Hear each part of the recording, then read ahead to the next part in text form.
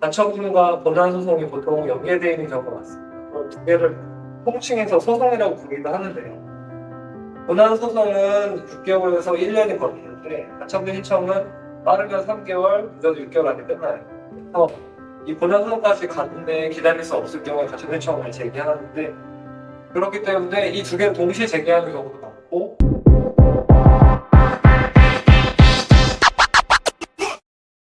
안녕하세요. 설문평론가 김우중입니다. 지난 영상에서 비법의 사단의 총회에 관련된 가처분 소송을 정리했는데요. 오늘은 대표자, 임원, 구성원 문제에 대한 가처분과 본안 소송에 대해서 설명드리겠습니다.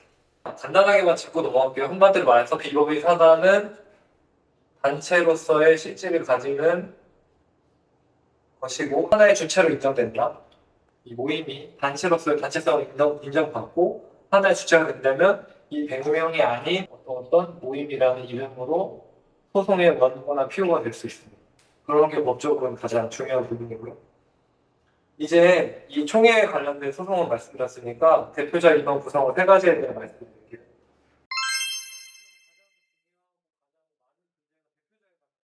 대표자에 관한 분쟁이라는 것은 크게 두 가지로 나눌 수가 있어요. 직무집행 정지 가처분이 있고요. 직무대행자 선임 가처분이 있습니다. 정지, 선임 이렇게만 쓸게요. 어떤 대표자가 선출된 절차나 선출된 총회 격에 하자가 있거나 행정대행 등 대표자의 직무 수행에 중대한 문제가 있는 경우에 이 대표자의 직무를 정지시켜야 될 긴급한 필요가 생깁니다. 그런데 이 대표자의 직무를 정지시켜달라는 문안소송을 하면 소송 자체가 6에서 8개월, 많게는 1년 정도 걸려요. 그때까지 대표자가 직무 수행하는 걸 막을 수 없다고 한다면 이 대표자가 횡령되는 멈추지 않아서 그 해당 단체에 제가 다 써버릴 수도 있겠죠. 그렇기 때문에 급박하게 이 대표자의 직무를 급하게 정지해야 된다. 이것이 직무집행정지 가처분입니다. 이 직무집행정지 가처분이라는 게 인용되는 게 쉽진 않지만 인용만 된다면 선출된 대표자가 아무 일도 못하게 돼요.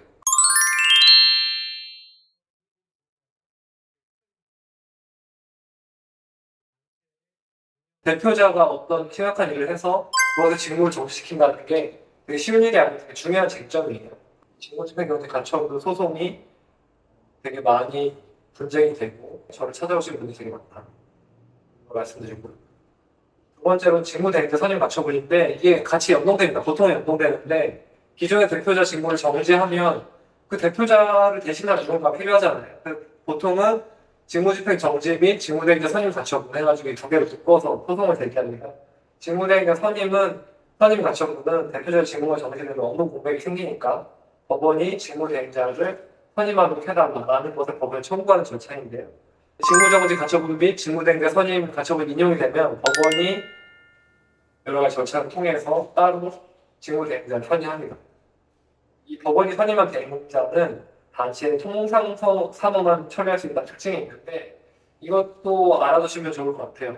그러니까 임시로 선임된 대표자이기 때문에 그 단체의 중요한 업무는 할 수 없고 유지보수, 이 단체가 계속 유지되고 급박한 손해를 맞아서 단체 자체가 와야 되면 안 되니까 유지되도록 하는 그런 업무만 할 수 있다.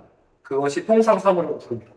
예시를 설명드리면 조합비 유용 정황이 포착된 대표를 직무집행정지 가처분으로 그 직무를 멈추고 직무대행자 선임 가처분으로 법원으로부터 선임된 대행자가 그 조합이 꼭 해야만 하는 계약이라든지 기존에 했던 계약을 유지시키고 갱신시키는 거라든지 일상적인 업무 집행을 진행해서 조합이 멈추지 않게 유지하는 것을 말합니다.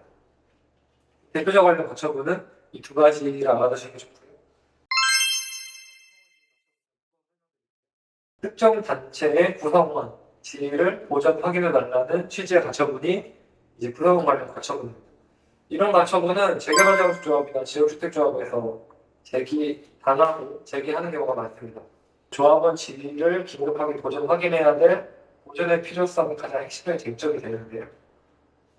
몇 가지 예시를 알려드리겠습니다. 총회 참석 및 의결권 행사가 임박했는데 조합원으로서 인정을 못 받아서 총회 참석 자체가 불투명한 상태라고 하면 조합원 지위 확인 가처분을 제기해서 인정받을 수 있습니다. 그리고 재건축 재개발 조합이든 지역주택 조합이든 결국 핵심은 새로운 신축 건물을 받는 거잖아요. 신축 분양권 배정을 받아야 되는데 그 분양 신청 절차를 앞두고 내가 조합원으로서 지위를 인정받지 못하고 있다. 그러면 그 전에 빨리 조합원 지위를 인정받아야 분양 신청을 할 수 있겠죠. 이게 분양 신청 시기를 지나버리면 아예 분양 신청을 할 수 있는 기회 자체가 날아가니까 그 전에 급박하게 해야 될 필요가 인정된 경우가 많습니다. 그리고 이미 분양까지 다 완료되고 신축된 공동주택에 이제 거주 입주만 하면 되는데 이때 내 조합원 지위가 만약에 문제가 되었다. 그러면은 안정적으로 내 조합원 지위를 보고서 확인 받아야만 입주할 수 있다고 하면 이때 가처분 신청을 꼭 하셔야 됩니다. 우선 조합원은 이렇게 설명드렸고 임원의 경우에도 마찬가지입니다. 하나 감사를 임원이라고 하는데 이 임원의 경우에도 임원 지위가 불안정한 경우 예를 들어서 보통 대표자랑 이사감사가 서로 반대파랑 싸우는 경우가 많아요. 그래서 대표자가 어떤 절차를 무리하게 진행시켜서 이사 지위를 해임시켰다. 이사 지위를 해임시킨 이 약관 자체가 누가 봐도 위법해서 이걸 소송을 가면 무조건 내가 이기는데 소송까지 가려면 너무 오랜 시간이 걸린다 하면은 이사 지위 확인 가처분도 가능하겠죠. 반대로 어떤 단체 이사가 총회에서 해임 의결됐음에도 계속 업무를 수행한다. 계속 출근해서 업무를 수행하고 있다. 그런 경우에도 반대로 이사의 지위 불연전 확인 가처분도 가능하겠습니다. 단체내의 규칙에 이사나 임원의 자격을 정해놓은 게 있는데 그 자격에 미달해서 누가 봐도 이사나 감사 자격에 미달해서 이제 해임됐다고 볼 수 있는데도 직무수행을 계속하는 경우에도 이사 지위 불연제 확인을 위한 가처분 신청이 가능합니다. 이렇게 가처분에 대해서 먼저 말씀드렸는데 이 대표자 임원 구성 가처분은 그대로 본안소송이라고 연결되어 있다. 이걸 좀 더 설명드리면 가처분과 본안소송이 보통 연계되어 있는 경우가 많습니다. 이걸 두 개를 통칭해서 소송이라고 부르기도 하는데요.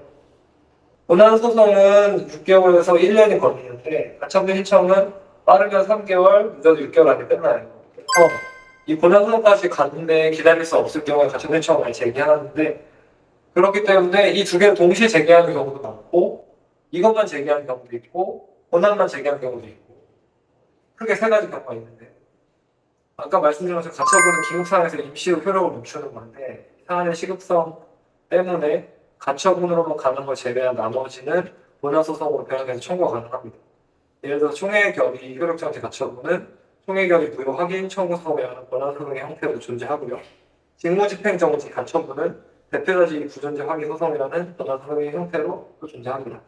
아까 말씀드린 조합원 지위에 대한 가처분은 조합원 지위 확인 소송이라는 본안소송도 가능합니다.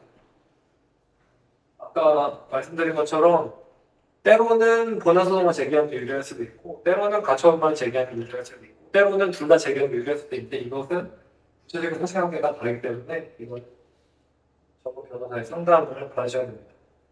지금까지 좀 간단하게 비법의 사안에 대한 분쟁 유형들을 정리해봤는데요. 이게 비법의 사안의 유형도 되게 다양하지만 분쟁 유형도 되게 다양해가지고 간략하게 중요한 쟁점들만 정리해봤습니다. 살펴본 것처럼 비법의 사안은 법인격은 없지만 법률상 단체로 인정되며 중요한 의사결정은 총회를 통해서 이루어지고 이 대표자 체계를 전제로 이루어집니다. 이러한 구조 특성상 분쟁이 발생하면 이러한 절차법에 대한 해박한 지식과 함께 이 해당 단체가 어떤 단체냐에 따라 다르겠죠. 재개발지원주 조합이냐, 종중이냐, 교회냐에 따라 다르겠지만 단체의 목적에 맞는 법적 지식까지 함께 일본에 함으로 관련 사건을 다루는 전문가의 조력을 받으시기 바랍니다. 특히 재개발지원주 조합, 지역주택조합처럼 특수규율, 재개발지원주는 도시정비법이고 지역주택조합은 주택법이겠죠. 이 해당 법령을 잘 알고 해당 사건을 많이 다뤄본 경험을 가진 전문가에게 의뢰하시는 것을 추천드립니다.